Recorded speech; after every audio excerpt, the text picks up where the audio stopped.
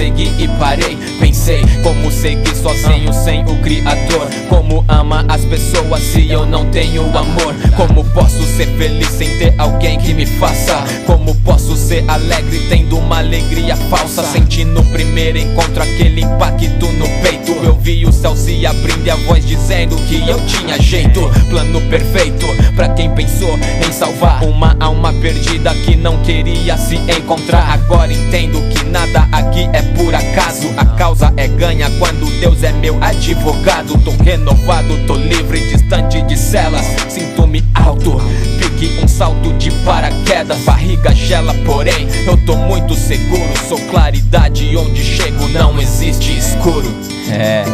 E demorou pra eu perceber, mas eu percebi que sem você eu não sou nada, Senhor. Que você sem eu é Deus, e que eu sem você não sou ninguém.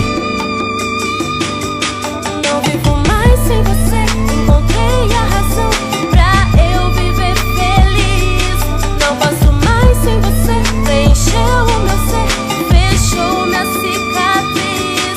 Não vivo mais sem você, encontrei a razão pra eu viver feliz. Não passo mais sem você, preencheu o meu ser, fechou minha cicatriz.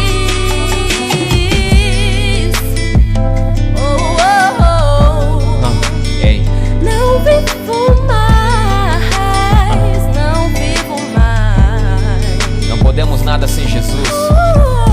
Estamos no controle dele, tá ligado? É como se fôssemos um fio e ele puxa da tomada a hora que ele quiser. Sem ele é impossível ser feliz. Não tem jeito. O fôlego veio da boca dele, ele é meu respirar. Não sou eu quem vivo mais, Cristo vive em mim. Sem ele eu não existo, sem ele é impossível.